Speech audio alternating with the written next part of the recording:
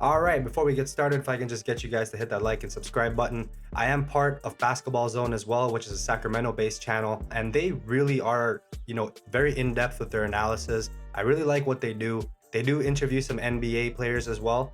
Rashawn Holmes has been on there for an interview, a couple other Sacramento Kings players. They respect us, so if you guys want to check them out, do check them out. Let's get to these 6 takeaways. We will start with the bad first. First takeaway, that start that we had, that's got to go.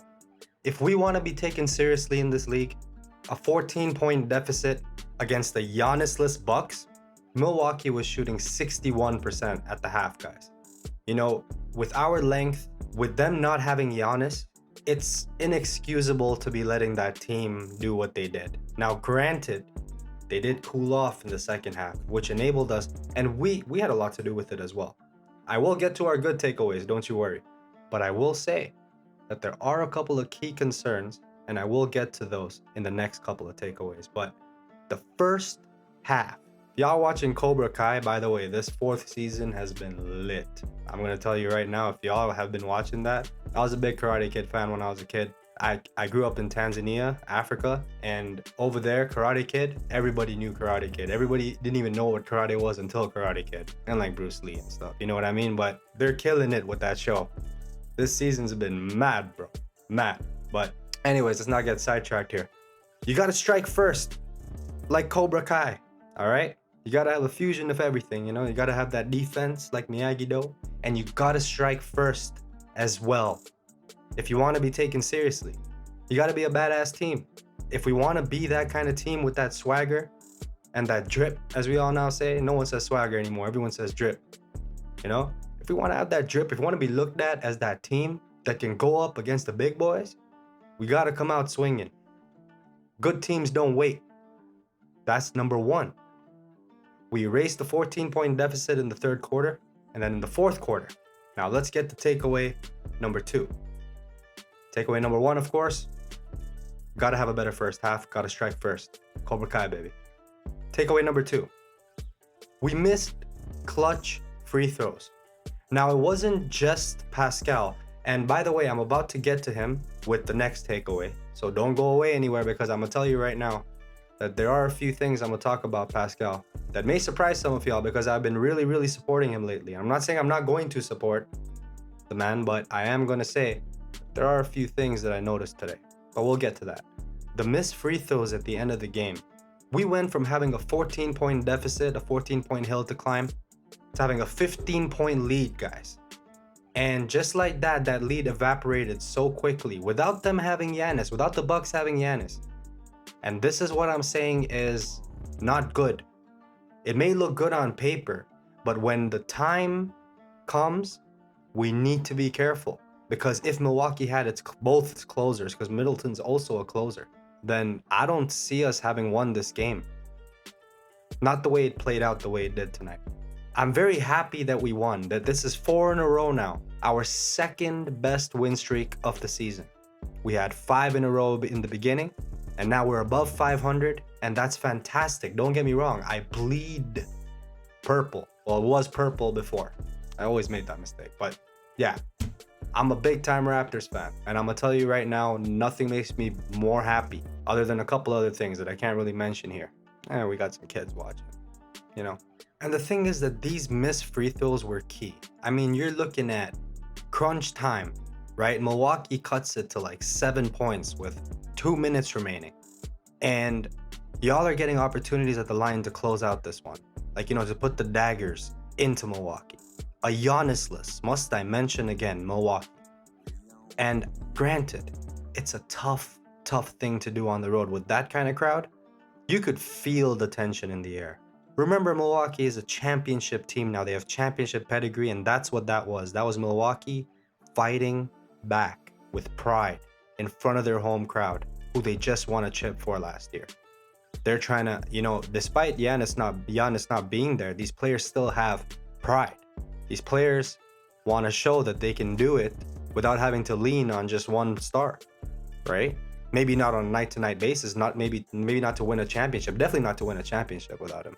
But they want to prove that they can hold their own against the best if push comes to shove. Having said that, when Milwaukee missed that 1 3-pointer, that could have made this a 4-point game with about 1.5 minutes left on the clock. That's when we got a little bit of luck. I mean, you got to be good to be lucky and lucky to be good. That's one thing I believe in, for sure. But at the end of the day, guys, boy, we're lucky that 3-pointer didn't go in. There would have been a different narrative tonight. It would have been harder. Milwaukee would have been more juiced in front of that home crowd.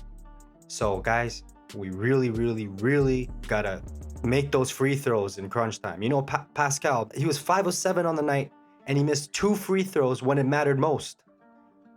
What's with this guy in crunch time? Now, that goes to my third takeaway, guys. The third bad takeaway. I've been supporting Pascal Siakam. Y'all already know how much I've been supporting this guy. Okay, I've been saying a lot of good things about him, and I mean those things. Don't get me wrong. But, you know, I was thinking about it. The man gets paid $33 million, like $30 to $33 million a season. Max contract player. And the dude cannot close out regular season games like this. Well, how's he going to do it in the playoffs? That's one thing that really stuck to me.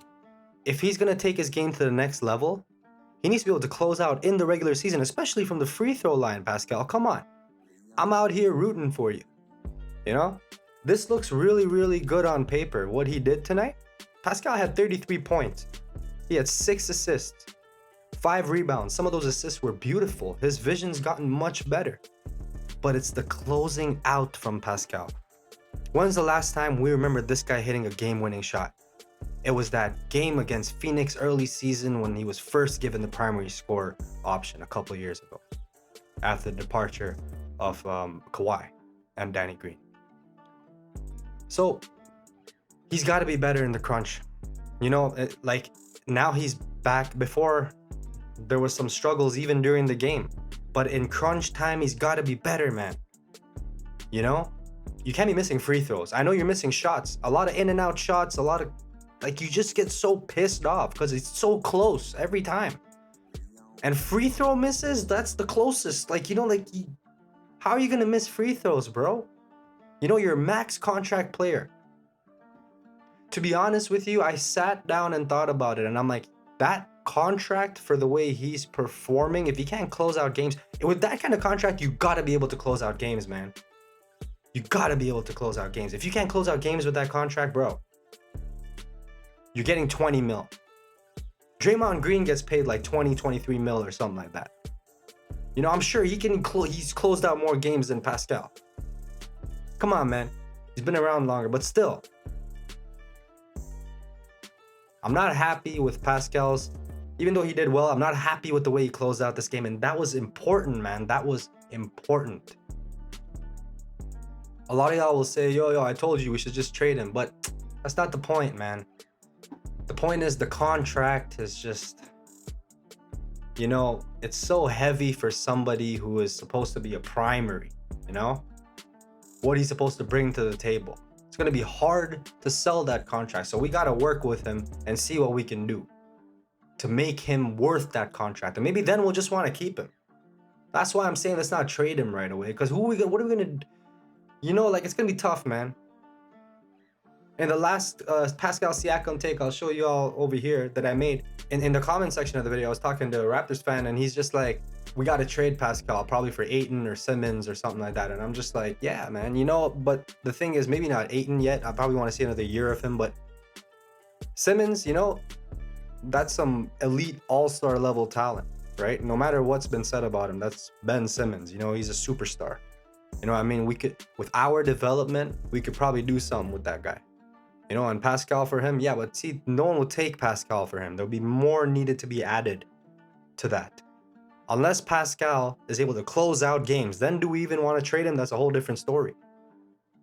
That's what I'm trying to say. So let's not jump the gun on it, because Masai's probably waiting to see what happens a little bit more. You know, that's why he's the best executive in the league. Arguably. Anyways, so those are the 3 takeaways, man. I just wanted to clear up that Pascal Siakam here. You know, I do see what you guys are saying when it comes to the primary scorer thing. But he's not, like, you know, useless. Like, you can see his stats. He can play. He can play. And when he's on, he's an all-star. But the thing is that there's all-stars and there's superstars who can close out. There's some all-stars that can close out too, don't get me wrong, but we're trying to get this guy to be a superstar. He only started playing ball like 8-9 years ago. So let's give it maybe another year. Let's give it a little bit more time and see what happens. Our core is still young. We have guys developing. Scotty's still coming into his own. He didn't really have the best game statistically tonight, but he ran the offense multiple times, and you could notice him on the court. The intangibles with this guy are huge. His ball IQ is amazing. Made a couple mistakes here and there. Foul Middleton on a 3. Sure, whatever. That happens. He's a rookie. We'll allow it. He's done a lot more good than he's done bad early this season. Before I ramble on, I will go on to the good takeaways of tonight. Fred VanVleet, number 1. He's going to be an all-star. The dude is just super noticeable on the court. Everything he does, the intangibles he brings, everything he does on the box, in the box score. He wasn't like super sizzling like he's been all week. He had 19 points. He had a couple steals. He had 5 assists. He had 3 rebounds. And he had 5 3-pointers, which was really, really good. So I really liked what I saw from Freddie. I called it from one of my earlier takes. If y'all want to check that out, that's right over here. Fred VanVleet's going to be an all-star this season. I'm so happy for him, what he's done, and the way that Lowry's passed the torch to him, and the way that he's taken that and ran with it. He's really holding it down after Lowry's departure, and he's been a great heir to Lowry's previous throne as leading point guard of Toronto Raptors. So I really loved what I saw from Freddie. He's going to be an all-star, and I'm super proud of him. Who cannot be? He's undrafted, right? Went from undrafted to now an all-star, right? It's amazing, $80 million contract, amazing for him, just inspiring. It should be an inspiration to all of us, bet on yourself and never quit, right? So great on Freddie. Second good takeaway, GTJ. GTJ has been pleasantly surprising this season, all season. He's been really, really good, especially on the defensive end, and he continues to lead the NBA in steals. He is just phenomenal. He's just been phenomenal this season. His offensive outbursts, recently he's been so much more consistent with his offensive game. It's been such a joy to watch, 22 points in this one. He was a plus 14 on the night. He had a block. He had a couple rebounds. He shot pretty well from the field, but not too well from 3. But, sometimes that can happen. He was 3 of 10 from 3. But you could notice the threes that he did score, and, those were momentum shifters. So Gary's really good at doing that. He has ice in his veins, got the cojones, he's got the big balls, just like Freddie VanVleet, right? And we know that Gary Trent Jr. has a lot of potential. So I'm super looking forward to seeing what this guy is going to bring to the table. He's in one of the best development systems in the league. You know what I mean? Best training and development systems for players. So just super, super psyched for him, super psyched to have him. And, now when we look back at that Norman Powell trade, how does it really look? It looks, I'd rather have this young budding star and Gary Trent Jr. than have paid Powell, to just have the same results over and over. Not a knock on Norm. I love Norm, but y'all know what I mean. GTJ, he's got that potential to be a star. Another takeaway from tonight, Justin Champagnie. He's been a pleasant surprise, Him coming off the bench and giving us what he has at his, he's undersized for a power forward in the position that he plays. He's versatile. He can play between any position, but mainly 3 and 4. That bounce that he has, that hustle that he has, and that energy that he brings off the bench, it's been tremendous, especially the last couple of games. Last game, he only missed 1 3. He almost had a perfect game, 14 points career high, short career high. And it was just phenomenal to see. I like some Champagnie after my victories. That's what I said after that, But I'll tell you what, he was a plus 16 off the bench, so a lot of intangibles that he brought that led to us having more points while he was on the floor. He had 6 points. He was 3 of 4, very efficient from the field. Again, granted, most of those are at the rim, and they're cleanup buckets. He's Mr. Clean for us, with hair, with an afro. All right, so that's how I see Justin. And other than that, y'all, Anunoby also had a super good game. He was 4 of 7 from 3, 6 of 10 from the field. And he, I've always loved OG's game, and now it's evolving more. He did have a couple of silly shots that he took. One in particular, I think it was around the second quarter, where he did the step back, and he could have passed it off to Scotty, but he just this wacky step back, and he missed it.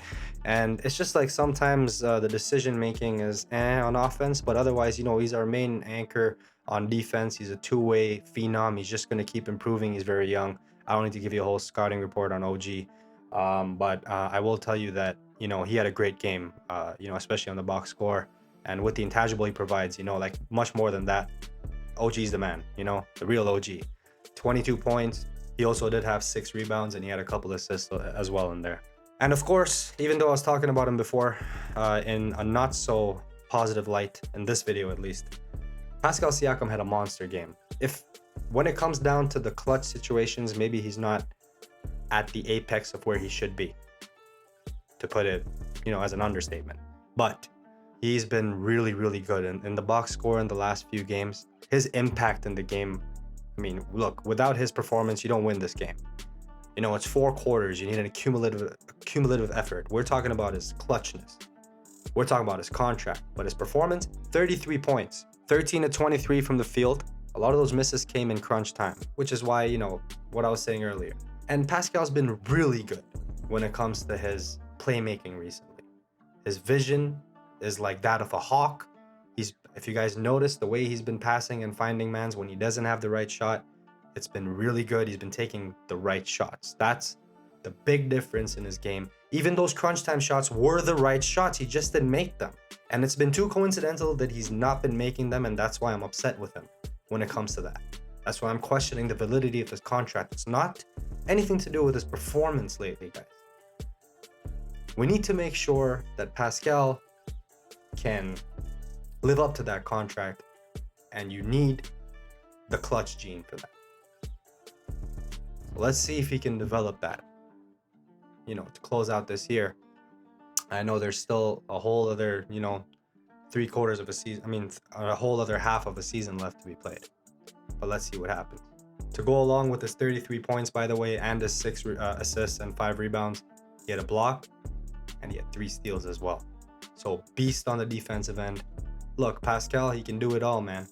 If he can get that clutch gene to activate and hand in these kind of box score performances, then sky's the limit for this dude, man. You know, let's see what happens. But other than that, guys, those are your 6 takeaways. You know, hit that like and subscribe button if you did enjoy this. Raptors win 4 in a row, baby. Let's see what happens in the next game. I'll see you then. Peace.